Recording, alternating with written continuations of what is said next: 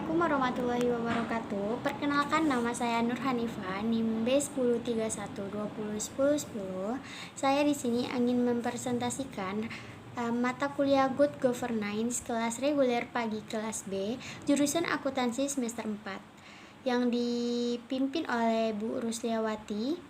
Yang dimana pada video kali ini saya akan menganalisis PT Verena Multifinance Tbk 2019 berdasarkan materi Good Governance.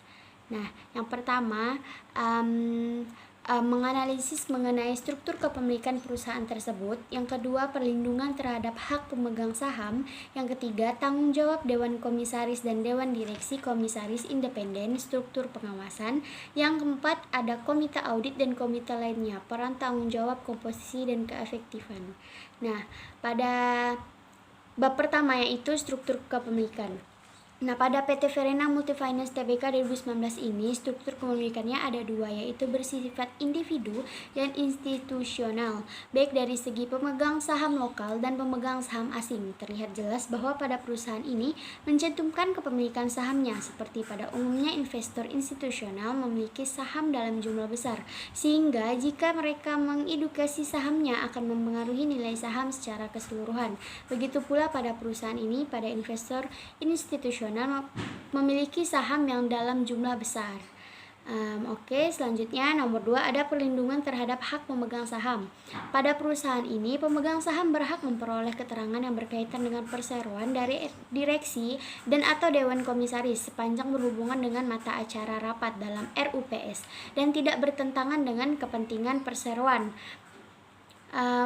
Bisa dilihat salah satunya yaitu menghadiri rapat umum pemegang saham dan secara protek ikut voting, memperoleh laporan tentang kondisi dan perkembangan usaha dan keuangan perusahaan, ikut memilih dan mengganti anggota dewan komisaris dan direksi. Selanjutnya itu nomor 3, yaitu tanggung jawab Dewan Komisaris dan Dewan Direksi Komisaris Independen, struktur pengawasan. Nah, tanggung jawab dengan komisaris pada perusahaan ini adalah mengawasi pelaksanaan tugas dan tanggung jawab direksi serta memberikan nasihat kepada direksi perusahaan. Nah, salah satu tugas dan tanggung jawab komisaris yaitu terdiri dari Dewan Komisaris bertanggung jawab mengawasi pelaksanaan tugas dan tanggung jawab direksi serta memberikan nasihat kepada direksi perusahaan. Selanjutnya, tanggung jawab direksi adalah bertanggung jawab penuh atas pelaksanaan kepengurusan perusahaan, bertanggung jawab penuh untuk menetapkan arah strategi jangka pendek dan jangka panjang serta prioritas perusahaan. Direksi bertanggung jawab menyusun kebijakan strategi dan pelaksanaan manajemen risiko dan bertanggung jawab atas pelaksanaan manajemen risiko di perusahaan. Direksi wajib mempertanggungjawabkan pelaksanaan tugasnya kepada pemegang saham melalui rapat umum pemegang saham. Pelaksanaan tugas dan tanggung jawab direksi Dewan Komisaris telah dilaksanakan dengan efektif dan memenuhi prinsip GCG.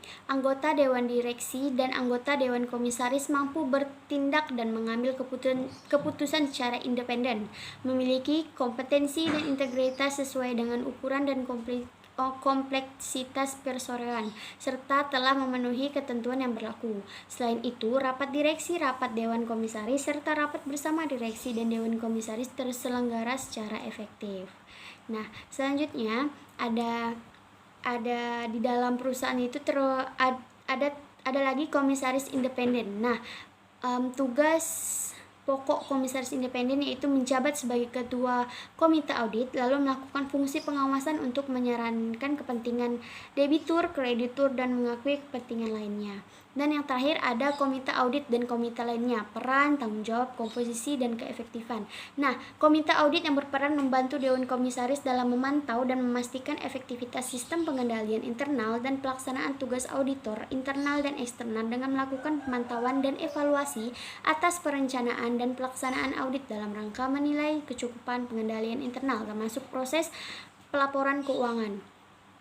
Kelengkapan dan pelaksanaan tugas komite audit atau fungsi yang membantu Dewan Komisaris dalam memantau dan memastikan efektivitas sistem pengendalian internal dinilai baik mengingat pelaksanaan tugas-tugas komite audit dan fungsi lain telah berjalan efektif. Komite Nominasi dan Remunerasi yang dibentuk oleh dan bertanggung jawab kepada Dewan Komisaris dalam membantu melaksanakan fungsi dan tugas Dewan Komisaris terkait nominasi dan remunerasi terhadap anggota direksi dan anggota Dewan Komisaris.